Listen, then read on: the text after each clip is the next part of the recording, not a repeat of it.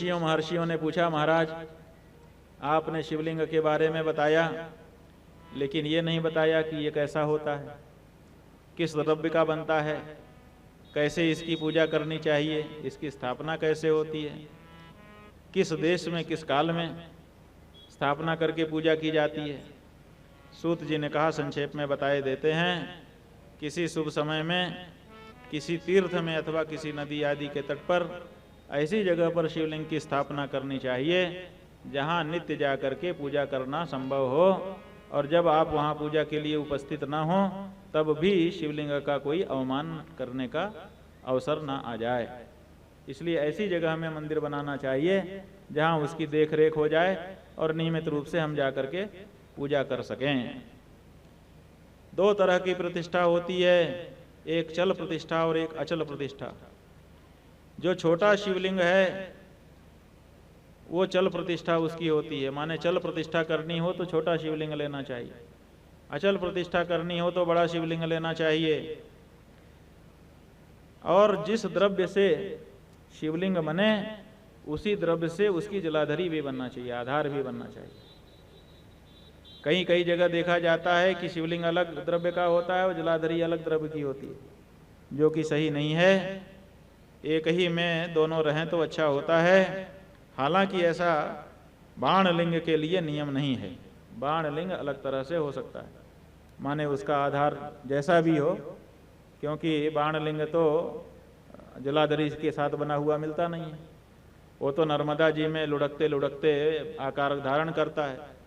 तो बाणलिंग जो बना हुआ है पहले से ही शिवलिंगाकार बना हुआ है, ऐसे बाणलिंग में आधार किसी दूसरे धातु का बन जाए तो चलेगा, वहाँ पर नियम नहीं है।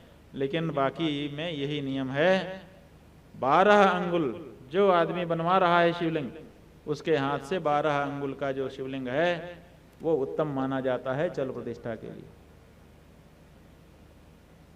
और जो अचल प्रतिष्ठा है कम से कम 12 अंगुल का, एक वित्ता का होना चाहिए।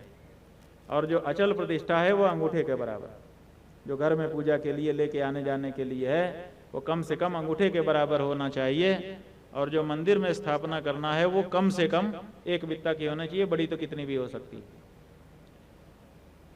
यही नहीं, शिल्प शास्त्र के अनुसार जो मंदिर बने उस मंदिर में और भी देवताओं की मूर्तियां स्थापित की जा सकती हैं। गर्भगृह बहुत सुंदर होना चाहिए, मजबूत होना चाहिए और दर्पण के समान स्वच्छ होना चाहिए। ये जो मंदिर में निर्माल्य बहुत सारा पड़ा रहता है, गंदगी रहती है, ठीक नहीं है। यहाँ साफ लिखा है, तत्र गर्भगृहे रम्ये दृढ़े दर्पण सन्निभे। जैसे आईना साफ होता है, झलक जाता है अपना चेहरा, ऐसे ही भगवान का गर्भगृह एकदम साफ स्वच्छ होना चाहिए। कहते हैं कि रत्नों 9 प्रकार के रत्नों से विभूषित किया गया, बहुत अच्छा होता है। 9 रत्न से स्थापित करे और फिर बहुत उत्सव मना करके तब प्रतिष्ठा का कार्यक्रम विधि विधान के साथ संपन्न करे। इसकी विधि जो है भू संस्कार से शुरू होकर के चलती है। भगवान के शिवलिंग या मूर्ति की प्रतिष्ठा, अगर मूर्ति पहले से बनी हुई है तो भी कोई दिक्कत नहीं है, और अगर नहीं तो फिर बनाई भी जा सकती है। स्थावर और जंगम 2 भेद बताई दिया। भगवान की मूर्ति के 2 भेद हैं, एक स्थावर और एक जंगम। जंगम माने चलने वाला और स्थावर माने एक ही जगह पर टिका रहने वाला। तो जो वृक्ष है, लता है, इसको स्थावर लिंग कहा जाता है, और जो कृमि कीट आदि हैं ये जंगम लिंग हैं। माने हर प्राणी में भगवान शिव विद्यमान हैं, चाहे वो पेड़ है, चाहे पौधा है, चाहे वो कृमि कीट ही क्यों नहीं है। अगर आपकी दृष्टि आ गई तो उसमें भी भगवान को देख करके उसकी भी पूजा आप कर सकते हैं। इसलिए बहुत से लोग पौधों में पानी डालते हैं, वो पानी डालने का मतलब भगवान शिव का अभिषेक हो रहा है। वो जो कृमि कीट हैं, चींटी माटा, उनको जो चीनी या आटा भुरकते हैं, वही भगवान शिव की समझिए नैवेद्य लगाया जा रहा है, पूजा हो रही है। तो सब में परमात्मा विद्यमान है, इस तरह का भाव करके शिव भक्त को रहना चाहिए। 16 उपचार, 64 उपचार, 32 उपचार, 10 उपचार और अंत में कम से कम 5 उपचार, गंध पुष्प धूप दीप नैवेद्य, ये भगवान को समर्पित किए जाते हैं। जो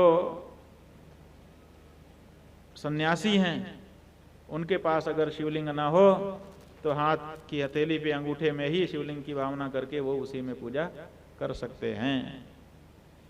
भगवान का पूजा के बाद जप करना चाहिए।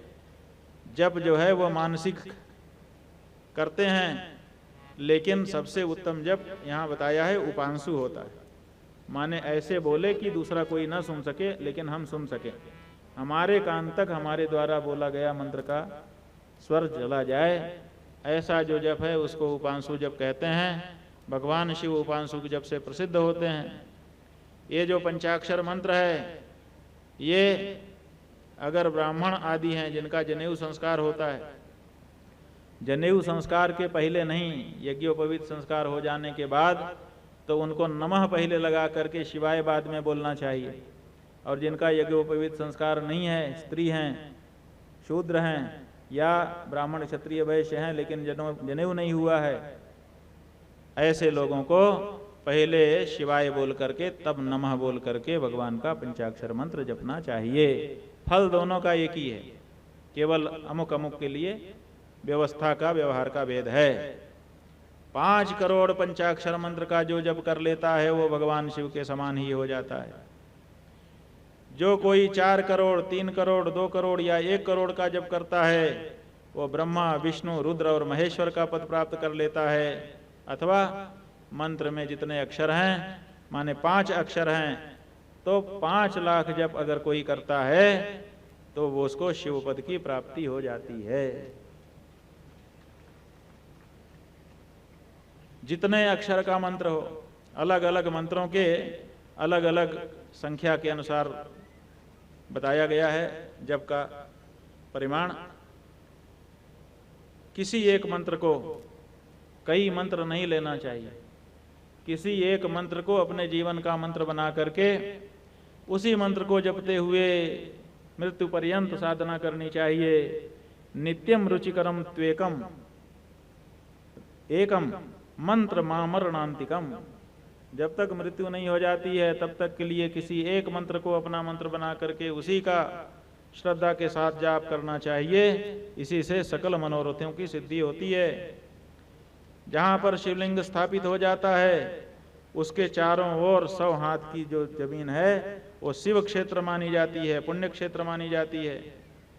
ऋषियों द्वारा जहाँ पर स्थापित शिवलिंग है वहाँ 1000 हाथ तक पुण्य क्षेत्र माना जाता है। देवताओं ने अगर स्थापना की है शिवलिंग की तो उसके भी 1000 हाथ चारों ओर पुण्य क्षेत्र होता है। और जो स्वयंभू लिंग है उसके चारों ओर 1000 धनुष माने 4000 हाथ तक पुण्य क्षेत्र होता है। इस पुण्य क्षेत्र में जो व्यक्ति आ जाता है वो भगवान शिव का रूप हो जाता है। यहाँ पर अगर कोई बावड़ी है, कुआं है, तो वो शिव गंगा हो जाती है। गंगा जल के स्नान से जो पुण्य मिलता है, शिव क्षेत्र में स्थित जल की राशि से भी स्नान करने पर वही फल व्यक्ति को प्राप्त हो जाता है। जो व्यक्ति शिव क्षेत्र में जाकर के अपने पितरों का श्राद्ध आदि करता है उसके पितर मुक्त हो जाते हैं। जो व्यक्ति शिव क्षेत्र में जाकर के 1 दिन, 2 दिन, 3 दिन, 4 दिन, 5 दिन, 7 दिन निवास करता है उसको भी तीर्थ में रहने का पुण्य मिल जाता है। अपने वर्ण के अनुरूप का सदाचार पालन करते हुए जब व्यक्ति पुण्य क्षेत्र में जाकर के साधना करता है तो अभीष्ट फल को शीघ्र पा लेता है। दिन के 3 विभाग माने गए हैं, प्रातः काल, मध्याह्न काल और सायंकाल। प्रातः काल का जो समय है वो नित्य कर्म के अनुष्ठान का समय होता है। मध्याह्न काल का जो समय है वो सकाम कर्म करने के लिए, मतलब किसी कामना से अगर कर्म कर रहे हैं तो वो मध्याह्न में करने से जल्दी उसमें सफलता मिलती है। और सायंकाल का जो कर्म है वो शांति कर्म के लिए उपयुक्त माना जाता है। ग्रह शांति आदि करना है वो सायंकाल करना ज़्यादा उचित है। रात के भी 4 प्रहर हैं, उसमें से पहले वाला पहर छोड़ दीजिए और बाद वाला सवेरे वाला बीच रात्रि का जो 2 प्रहर है, 1 प्रहर 3 घंटे का लगभग होता है, तो 6 घंटे का जो रात्रि का समय है, बीच का 2 प्रहर, वो निशीथ काल कहा गया है। उस निशीथ काल में भगवान शिव के गण निकलते हैं। उसी समय भगवान की पूजा, शिव की पूजा करने से फलवती होती है। सामान्य रूप से उस समय धर्म कार्य नहीं किए जाते हैं, लेकिन शिव पूजा उस समय हो सकती है। इस तरह से शिव क्षेत्रों का वर्णन सुनाया है। देश में जितनी पुण्य नदियां हैं, उन नदियों के किनारे बहुत सारे शिव क्षेत्र बने हुए हैं। सरस्वती है, सोनभद्र है, नर्मदा है, तमसा है, कृष्णा बेणी है, तुंगभद्रा है, श्वेत नदी है, कावेरी है, इसी तरह से कन्याकुमारी है, नैमिषारण्य है, बद्रिकाश्रम है। ये सब जो स्थान हैं, ये सब शिव क्षेत्र माने गए हैं। इन स्थानों में जाकर के अगर भगवान शिव के मंत्र का जप किया जाए तो बहुत शीघ्रता से सिद्धि प्राप्त हो जाती है।